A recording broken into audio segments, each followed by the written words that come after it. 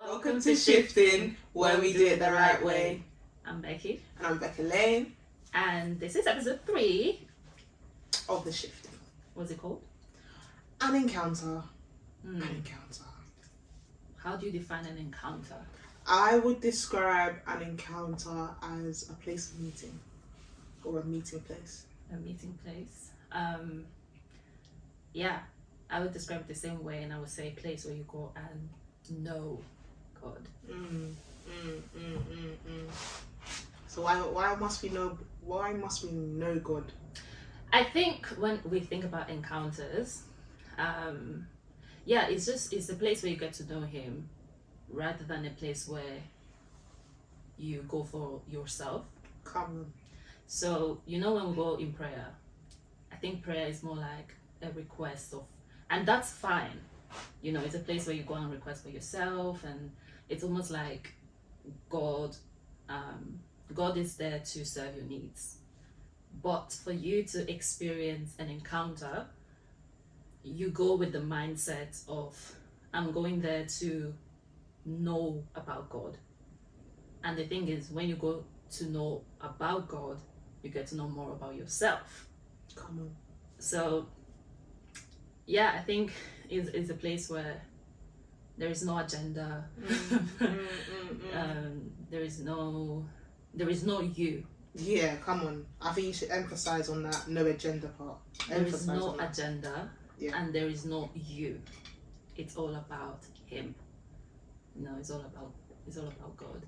And I think, well, we can speak on our own personal experiences. Yeah. But every time I've got to a place where of an encounter with Him, it's always been when I had nothing to say. I just didn't have anything to do with me. It starts with a place of worship. Yeah. I'm worshiping Him, I'm praising Him, I'm glorifying His name. And then boom, Holy Spirit shows up. Yeah. And it's just this place of, you have no control. Ooh! You have no control. And the Holy Spirit, and I feel like that's one thing I've learned about walking with God, or when it comes to encountering God, is the moments where, okay, let me say this, you fail to encounter God when you put a time on Him. So it's like, I'm only going to give you 15 minutes today, God. And God's like, in the 16th minute, I wanted to encounter you. Right. In the 16th minute. And I was speaking to someone the other week, and I was like, I was speaking basically about the upper room, right? Right. And about the encounter that happened, what the apostles encountered in the upper room. And, yeah. For example, the analogy that I gave was that picture that when you come before God, right? Like, there's a group of people come before God. Let's say a group of 5 people come before God. You're all coming at different levels. You would have built yourself up to different levels. Let's say that God says, in order for me to move, you all need to get to the power level. So, like, let's take it like to like a game or whatever. Like, that's the best, like, maybe a practical way for you to visualize it. Let's say you need to get to the power level of 10,000. You all need to get to the 10,000 level. All of you. If you want to see me, if you want to encounter me, you all need to be here. If not, you're not going to encounter me in my fullness. So God's like, okay. So like I said, there's 5 people come before God. One person comes at level 2,000. One person comes at level 500. One person comes at 9,500. Yeah. Another person comes at like different things that are less than 10,000 basically. Yeah. And when it comes to it, now you're like, wait, God, why aren't you moving? He's like, you're not all at the same level. Absolutely. You're not at the same level. And if you want to encounter me, and that's what I'm trying to explain to him about the book of Acts, is that when it's speaking in the scripture of when they were all in one accord, which is when they were all at the same level. Ooh. You understand? Yeah. Because now you're all at a level where I can encounter you. That's why they said, and they heard a voice, they heard a sound. When they said that, they're now like, they heard something in one accord. Right. Right? And it's because they were all at the same level. They all encountered God in the same way and in the same place because they had all come to the same level. So when it comes to an encounter, we can't then say, God, I'll put a time on you. Yeah. And it's like, oh, will you wait on God? Because God's saying, okay, I'll encounter you, but will you wait for me? Like, I will give you what you want. I'll give you the desires of your heart, but will you wait on me? And often too much, like there's been times I've done it like, oh God, I want this, and he's like, all right, cool. When you show me that you are ready for it, then I'll give it to you. I'll pour out myself on you. Yeah, I mean, when it comes to an encounter and the quality of your encounter, it has to do with timing. Absolutely. You can't prepare for an encounter if you're going by your clock. Absolutely. It has to be by God's time. And an encounter is not always the same way. Just because you encounter him in one way last week doesn't mean he will show up the same way. So you can't, as we said even previously, it's like you can't put God in a box when it comes to time. He moves in different ways in people's life. So the time that you give him, I mean, you can't really give him a time. It has to be a place where you just let go. You just let go, and that's when you will experience him, or you will experience his spirit. Yeah, I'm not gonna go by my time. I'm gonna go by your time. Absolutely. And I don't know what that looks like. Yeah, and like you said, it's like getting to that place where you can let go. Yeah, because often it's like we're still trying to keep a hold of ourselves, like. I always laugh when I hear ministers say, "Don't come in here trying to look cute." I'm like, okay. He said he wants to see that ugly praise. Not even ugly. No, but let's talk about ugly praise, right? Come on. Because I was talking to someone a little while ago, and I broke it down to her like this: is like Hannah, right? She was in the temple and she was crying, and they said that he thought that she was drunk. That's ugly praise, you know. That's ugly. Not like ugly, but like, do you know what it is for someone to think you're drunk in the house of the Lord? Yeah. No, deep it. No, he said, "Are you drunk?" He's even thinking, what audacity do you have to come in here and be drunk in the house of the Lord? Do you not know that the presence of God can? Yeah. Do you understand? Yeah. So that's the ugly type of praise. You're coming before God and saying, "I'm gonna keep it cute. I'm gonna keep it cute. I'm like, no, you better get ugly before me." And it's not even ugly, it's you better get vulnerable before me. Ooh. Vulnerable.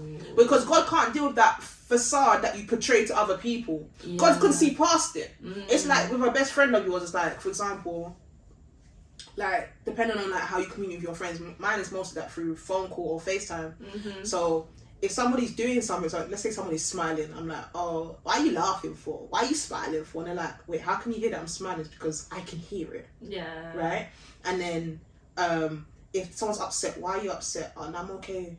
But your voice tells me otherwise. Yeah. So you're lying to yourself. You're not lying to me. Right. I talk to you all the time. Who do you think you're lying to me? No, you're lying to yourself, darling. So it's the same thing with God. It's like, not only can I hear you, I can see you're lying to me. When I'm saying I want to meet before you, say, "Okay, come and be vulnerable." Yeah. You're now like, "No, I'm okay." "Oh, God, I want like," you're trying to keep it cute. God's like, "No, I want you to have a one-on-one with me." Do you understand? He's ready to have that. And I guess that's a good question. Like, why do we not let go in the secret place? It's literally one-on-one with God. And perhaps you need to assess yourself. Like, why do you find it, if you find it hard, why do you find it hard? And I think it can come to a place of trust. So let's say one time you did go to God and you opened up and it didn't go exactly the way you wanted it to go. And so now you're hurt and it's like, "But God, you didn't do it for me, or it didn't happen the way I wanted to. Like, why would you let this happen to me?" Yeah. So you hurt and most of the times if we're not talking to someone, it's because that person did something to us. We haven't really said it out loud. I like that. So you can be secretly be angry with with God. God. Yeah. Why would you let that happen to me? Mm. I've been serving you, I've been here, like why me? And so you go to God and it's like, it's very legalistic. I'm in the secret place, I'm reading my Bible. But is your heart open to receive him? Absolutely. Nope. Like, you're just doing the works. Mm. You're not open to an encounter because you feel like God has betrayed you. Yeah. You feel like when he was supposed to be there for you, he wasn't. So now it's like, I'm going to be here because I'm a Christian, that's what I have to do. But I'm not here to encounter you. Yeah. So encountering God and being in his presence can be two different things. I don't think people understand that. It's like, well, you take serving God as a job, as opposed to something that you actually are in love with and as a passion. Yeah. Like, it's like a chore. I have to do it. I have to. But it's like, if you've experienced God, it's like, I am here regardless of the good and the bad. And it's like, whether or not I want to be here, I'll be here. It's like, excuse me, like Minister Dawson's song, "Meet me at the altar with my father." Like, he said, with my father, meet me at the altar. And so, like, when it comes to, we have to take it back, Becky. You have to take it back. Yeah. So when we're talking about that, we'll have to talk about. He said, "Meet me at the altar with my father." So when you want to first encounter God, what do you need? An altar. You need an altar. If you want to encounter God, there has to be an altar. Yeah. Because when you look at meeting places in the altar, they always came with an altar. There was always an altar. Yeah. Something had been built, and then an encounter happened. So okay, what goes on the altar? Tell me that, Becky. A sacrifice. Sacrifice, baby!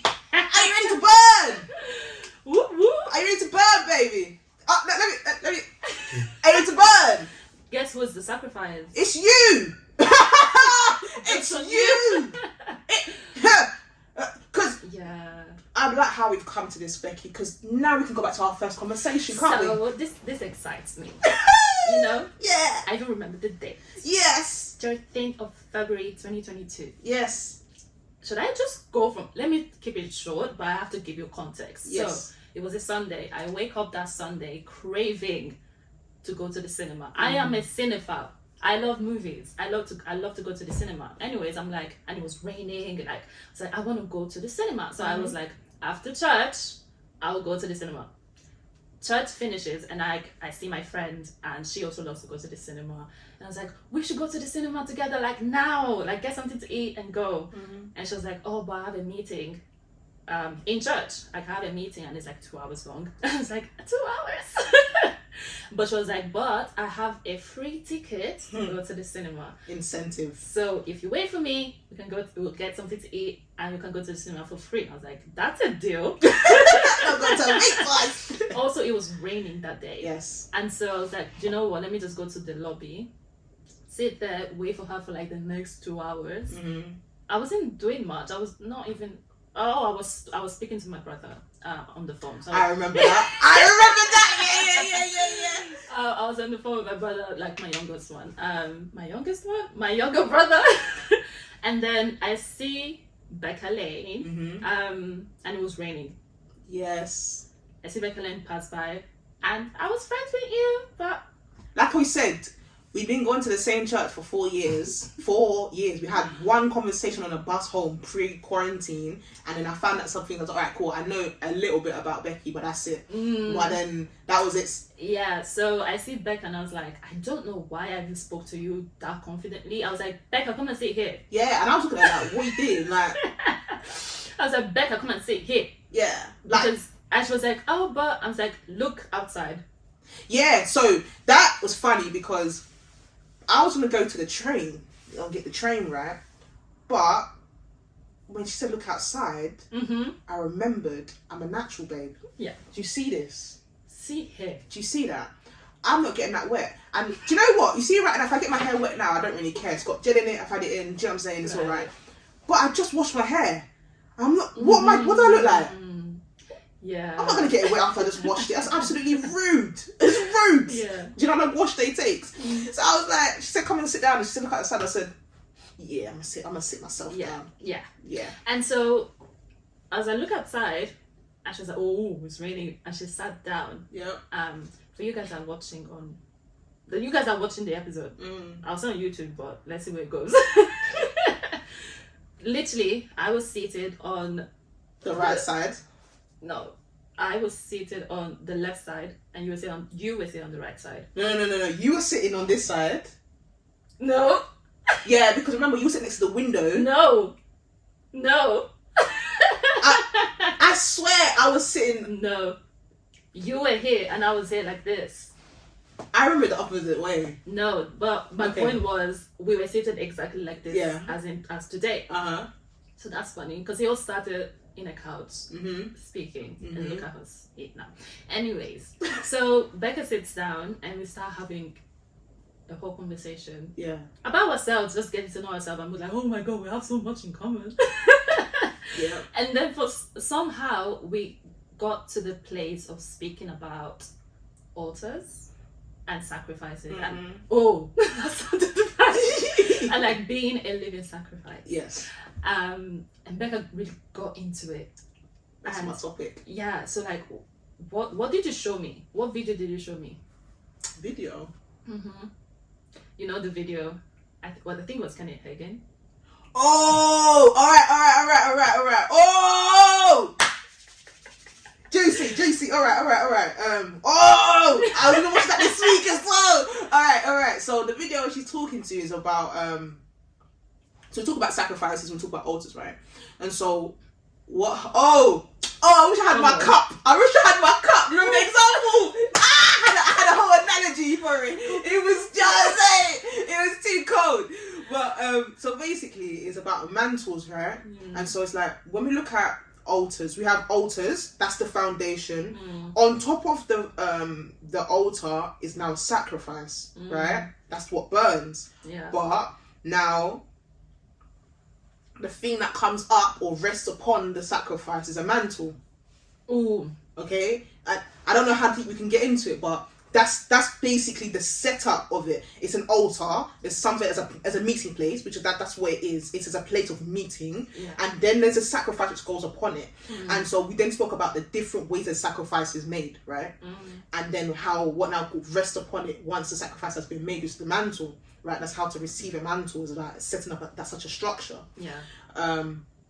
And but when we say about the sacrifice, we're also talking about the potency of the sacrifice, because there's a reason between why Cain and Abel, why Cain's sacrifice wasn't accepted, but Abel's was, because Abel offered all the good of that he had, but Cain offered what he felt was acceptable. Right. And that's the difference between a sacrifice that is accepted and not accepted. It is what is acceptable before God's eyes. It's not, you're looking at it from the perspective of, God, I give you all the best of me.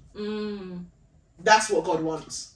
When you place yourself upon the altar, he wants to see, will you give me all of me? Because... Right, so the difference between the best of me and all of me. Because... when God said, okay, I want to bless you, but I don't know if you will give it all to me. So that's like,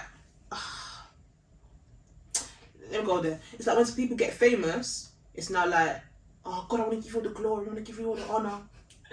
I want to thank my team. What? Who? Wow. It wasn't God who gave me that idea to write the song, nah? Ooh. Hey. It wasn't God who brought you in that room, nah? Hey. It wasn't God who didn't align your feet to meet with those people, no? Oh, but you want to fit your team. All right, sir. Make sure you fit them where you're going as well, because God's looking at you, and that's why like, when God is like, okay, I want to give you parts of me, like, until now comes back to the thing of trust. What, you want to see God? You want to see God? Does he trust you? Oh, if only you heard what I just said. You want, oh God, I want to host you. I want to do this, but you are filthy. Like, when I say filthy, it's like... How are you presenting yourself? Thank you. Have you stripped yourself bare before God so that he can say, okay, take me? Because you have to understand, God only associates with the clean. Does that make sense? And when I say that he associates with the clean, I'm talking about, we're all sinners. Yeah. We're all sinners. Let me just put that as out there. Yeah. But however, do you stay in sin or do you repent? That's the thing. And it's, I don't know how to put this, but it's like, God loves us regardless. Yes. But the way you encounter him is like, how do you go to him? It's different. Yeah. As Pastor says, God has favorites. God has favorites. Yeah. Because we all have the ability. Cool. The way I put it is this: we all have basic inheritance before God. Yeah. Which is salvation. We are all through Yeah. the gift of through the price that Jesus has paid. We all have access. Yeah. To salvation. That is basic inheritance. Yeah. Every Christian, every human, every person who wants to encounter God has basic inheritance. Whether or not you get more it's up to you. Yeah, but also it's not about how much you do. So you can be doing so much for God, but he doesn't know you. That's how people sit in the house of God and they never encountered in no one day. Like, you can be doing so much, and then God is like, but I didn't even ask you to do all of that. Like, I just wanted you to come to me and have an encounter with me. Do you understand? I want you to sit with me. Yeah, so you can see people who haven't done so much and like going up and down and running all the places and supposedly working for God. They haven't done any of that, but because they present themselves every time to God as a living sacrifice, getting that encounters, you will then be like, but God, why are you showing them so much favor and grace when I've been doing so much for you? And it's like, it's not about how much you do, it's like how much time do you present yourself. You know, it's even going back to the prodigal son. You know, there are two sons. One is at home working for the father, doing so much, like always being with the father, like serving him, blah blah blah, just doing so much. And then the other one is like squandering the money, doesn't even care if the father is well or not. And then he comes back and it's like, I'm so sorry, I'm back, like I've literally lost everything. And then the father welcomes him, you know, embrace him. And the other son is like, and then throw a party for him. And then the other son is like, excuse me, I've been here doing so much work for you, where is my party? And it's like, but it's not about how much you've been doing for me. You know, you can't base your identity on God, on how much you've done for God. So when we ask him, oh, are you a Christian? It's not about, look how much I'm doing for God. That's what they say. Be careful, like serving in church is not the same thing as knowing him. Just because you're serving doesn't mean that God knows you, God like favors you amongst everyone else because of how much you're doing for him. It's like, how many times you go to him and be like, I'm so sorry, you know, or even just embrace God, you know, and he will do the same. You know, God draws close to those who draw close to him. So I just had to say that about, you know, how the work that you do for God, your works for God does not define your relationship with him. Because it's not a works-based relationship. So just to clarify what I was saying, it's like when you're coming before God, it's like, are you creating a meeting place for him before him? Are you giving him time to speak? Or are you just showing up and saying, God, blah, blah, blah, blah, blah, blah? Like, through maturity, you understand that when you come to meet before God, it's a conversation. Yeah. It's not just one-on-one. Or it's just not just like you say, here's everything that I have in my heart and then I'm gonna go now. Yeah. I think when you want to have an encounter, you need to ask yourself, how do you see God? Thank you. Do you see him as a master and you are just the servant, I need to work for you, I have to do this? Or do you see him as a loving father? Yeah. Do you see him as a friend? Depending on how you see God is how you will open up to him. Absolutely. If you see God as as a God, as a boss, you will act in a very much, how do you act around your managers? Like, you don't open up as much. If you see him as a friend, as your best friend, the way you will open to him is different. And that's what I learned when I was having those encounters. Is like, oh my God, God is my friend, so I can actually tell you everything. Yeah. Oh my God, God is my father. So like, even though I made some mistakes, he still forgives me. Yeah. And that's how you create an environment of encounters. How do you see him? Absolutely. How do you see him? The way you will see him is based on how much you feel comfortable being vulnerable in front of him. Absolutely. And it's like, that's what I was talking about, stripping off the layers when you're coming for him, and that vulnerability. Going back to Hannah, when she was crying in the temple, she was stripping it off in that place of vulnerability. She had to go through that because she had to, like, when she cried out, Father, look, like, I want a son. Like, she got to a place where it didn't matter who was in the temple. She was just concerned about having an encounter with God. That was her only concern in that moment in time. And sometimes we get caught up about the lights, the cameras, and the action, or we forget about the fact that who have we come here to even perform before? Does that make sense? Like, if I talk about the lights, camera, action, who are we performing before? I was talking to someone, and they were like, I was like, so she's a music minister, right? And I was like, oh, when you're before people, I was like, when you're ministering before people, it's just, or you have administration, it just happens that people are there. Yeah. Because you haven't come to perform for them. You've come to minister to God. Yeah. People just happen to be there as you're ministering. Yeah. That's it. Yeah. That's it. When God is using you as a vessel, people happen to be there as you're doing your thing. That's it. People just happen to be there. Yeah. So the confidence should be in the fact that God is the person that you've come before. Regardless. Yeah, it's not about, well, they invited me here. No, God said, let me hear. I want to hear how no. God said, I want to show them how I play you. And if we look at ourselves as instruments before God, God is really playing us. Ooh. Does that make sense? So when it comes to like being vulnerable before God, it's like God's like, okay, and that's why it's good to know how to relate with God and the different ways that you relate with God. Yeah. Because like there's different ways that you go before God. And I remember like there's times when people have seen me worship God and they're like, Rebecca, that's a bit different. I'm thinking, all right, cool, that's all right. But I know that when I come out of like, I'm now like ready and I open my eyes, I'm just like, I'm not where you are.